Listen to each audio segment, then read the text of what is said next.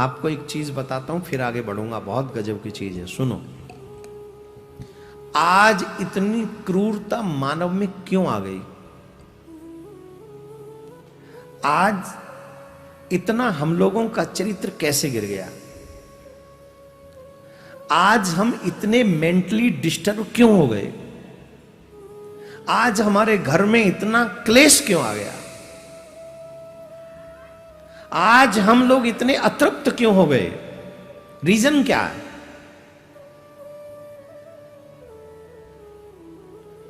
इस रीजन के विषय में आप जानना नहीं चाहेंगे। और मैं तो कहते हुए भी मुझे कोई झिझक तो नहीं है, क्योंकि मुझे कहना ही है। पर एक बात तो कहूंगा, आज के युग में इस बात को कोई मानेगा भी नहीं। नहीं ठीक है, आजकल ये संभव नहीं। क्यों संभव नहीं है? करने कराने वाले मैं और आप हैं। भगवान ने कोई लाइट फिट नहीं कर दी हमें कि नहीं अब समय बदल रहा है तो तुम होटल में खाना खाओ। ऐसा नहीं है, हमने डिसाइड किया। अब सुनो, हमारी बुद्धि भ्रष्ट होने का, हमारे कर्म भ्रष्ट होने का, हमारे विचार भ्रष्ट होने का, हमारी दुर्गति होने का एकमात्र अगर कोई रीजन है तो वो है हमारे भोजन का अशुद्ध होना।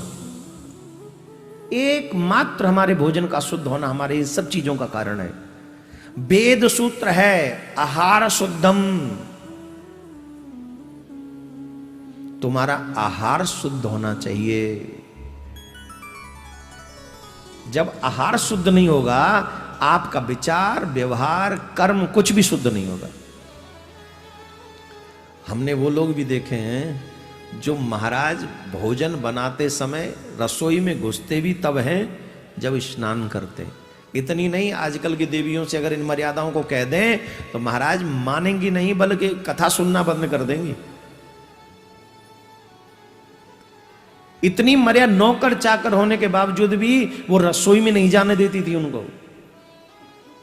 रसोई अपने हाथ में रखती थी। क्यों? बोले ये जीवन का आधार है, मेरे घर की सुख शांति समृद्धि।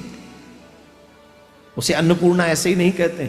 तेरे घर में कितने आइटम महंगे हैं इससे कोई फर्क नहीं पड़ता, लेकिन तुम्हारे घर की रसोई कितनी शुद्ध है इससे बहुत फर्क पड़ता। हमने तो ऐसे ऐसे लोगों को देखा है महाराज, अपने घर के रसोई में जो भोजन बन रहा है उसमें दृष्टि किसी की न पड़ जाए। उसमें दृष्टि नहीं पड़नी चाहिए किसी की। अगर किसी पापी की दृष्टि उस अन्न पे पड़ गई तो खाने वाले की बुद्धि भ्रष्ट हो जाएगी। इतना संभाल के रखते थे। यहाँ पे जो गांव में है, जो जिनकी गाय भैंस थोड़े दूर बनती हों और वहाँ से जब दूध काट के लाते हों, उन बुजुर्गों की वो बाल्टी जिसमें दूध लेके आती थी वो कैसे लाती थी जरा उनसे पूछो। मुझे तो मालूम है, उसे कपड़े से ढक के सर पे रख के, सर पे क्यों रखा है किसी को दिखे ना।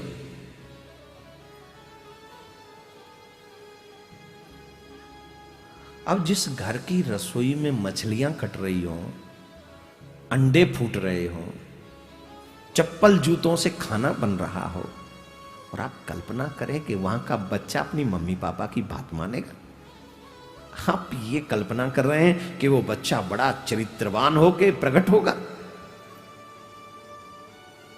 वो घर में माँ बाप का नाम रोशन करेगा। आई एम सॉरी, ये तो वही हो गया जैसे वो ये तो बीज कांटे के हैं लेकिन आम पाने की इच्छा रखते हैं। ये कभी नहीं होगा, हो ही नहीं सकेगा। अगर चाहते हैं कि आम मिले तो आम बो। माता बहनों से निवेदन है, जितना रसोई शुद्ध होगी। आजकल तो महाराज कहने में भी थोड़ा सा डर लगता है, कहीं कोई किसी को बुरा तो नहीं मानती हैं। आजकल की माताएं बड़ी समझदार हैं, इंटेलिजेंट हैं, पढ़ी लिखी हैं, माँ बाप के अच्छे संस्कार हैं, भगवान की बड़ी कृपा है। वेद पुराण पढ़ी लिखी देवियां घर में आ रही हैं। उन देवियों के आगे सब बातें कहना कोई बहुत बड़ी बात नहीं है। हनुमान चालीसा का पाठ, दुर्गा सप्तशती का पाठ जो है नित्य कर रही हैं, गुरु जी की दी हुई 16 मालाओं का जाप कर रही हैं, और जो है रोज रामायण का उत्तरकांड पढ़ रही हैं कि पता नहीं शायद बाल कांड तो चल ही रहा है, बाद में कभी कभी बीच में लंका कांड भी होता है तो वो हैंडल कर लेती हैं। तो उनके आगे ये बात बताई जा सकती है। कितने घर ऐसे हैं महाराज जो देवियों के 4-5 दिनों में भी वही खाना बना रही हैं। क्षमा करना, कल्पना करके देखो खाने वालों पे क्या बीत रही होगी, उनकी बुद्धि कहां जाएगी, उनके विचार कहां जाएंगे।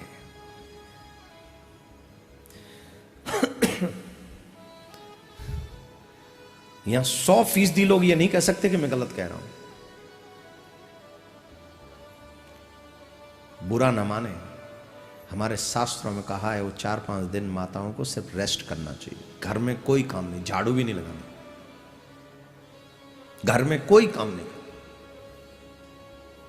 भोजन तो बहुत बड़ी बात होगी, बहुत बड़ी बात होगी। भोजन संसार में सबसे शुद्धिकरण अगर किसी में चाहिए तो भोजन में चाहिए, क्योंकि भोजन शुद्ध होगा तो तुम्हारा भजन में मन लगेगा, अगर भोजन शुद्ध नहीं हुआ तो तुम्हारा पाप में मन लगेगा। इसीलिए अधिकांश हम लोग पापी होते जा रहे हैं डे बाय डे, क्योंकि भोजन में शुद्धिकरण नहीं है। 5 दिन से पहले शुद्धि नहीं हो सकती। आजकल तीसरे दिन मूड फिर धुला धुलू के हाँ चलो।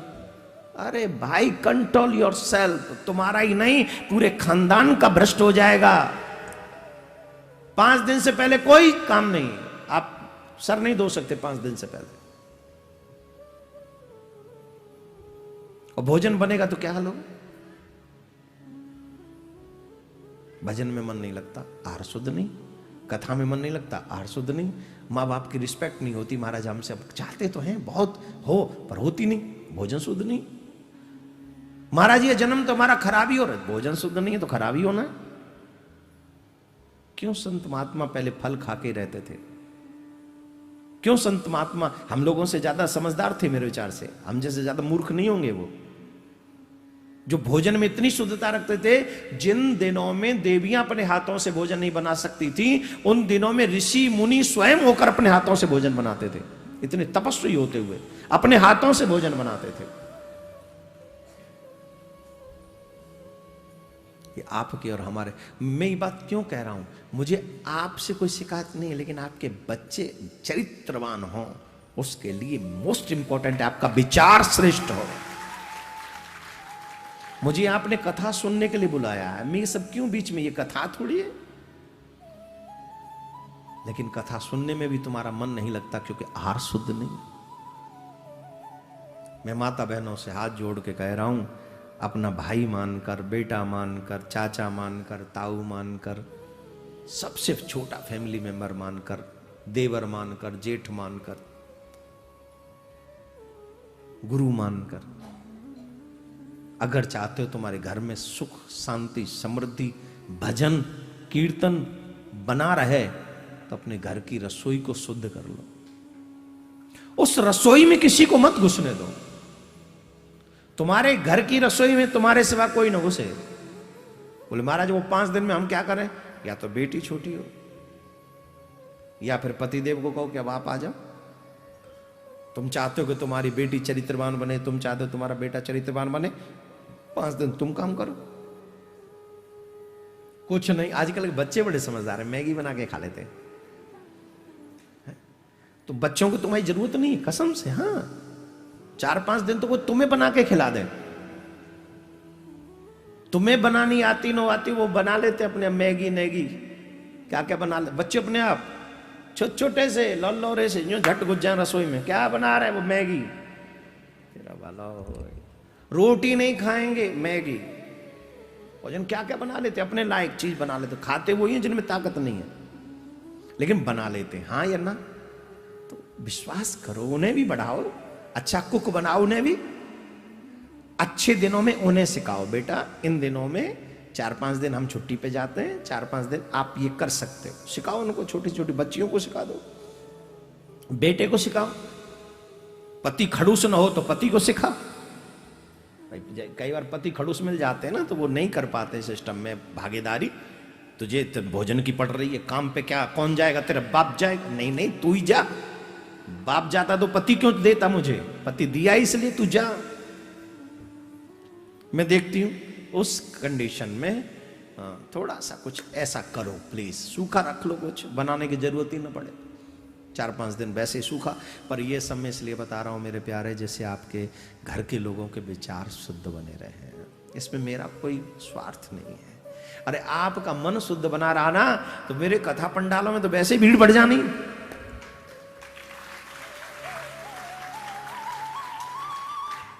ठाकुर जी की सेवा नहीं करनी, ठाकुर जी को भोग नहीं लगाना, मर्यादा रखें, मंदिर में झांकना भी नहीं उन दिनों में। संभव ये रहे कि मंदिर से आगे से भी नहीं निकले, लेकिन कई जगह फ्लैट छोटे हैं, मंदिर से निकलना पड़ेगा, तो उधर दृष्टिपात न करें। ये थोड़ी सी मर्यादाओं का।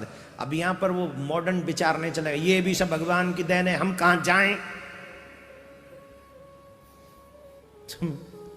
अब इस विचार को कोई क्या करे बताओ, ये कोई विचार, कोई विचार नहीं है भगवान की देन है, पर भगवान की देन, फिर भगवान ने देन देने के बाद में नियम भी बताएं। आधा देन मानो, आधा साप मानो, वो ठीक नहीं ना, ये पूरी देन है भगवान की।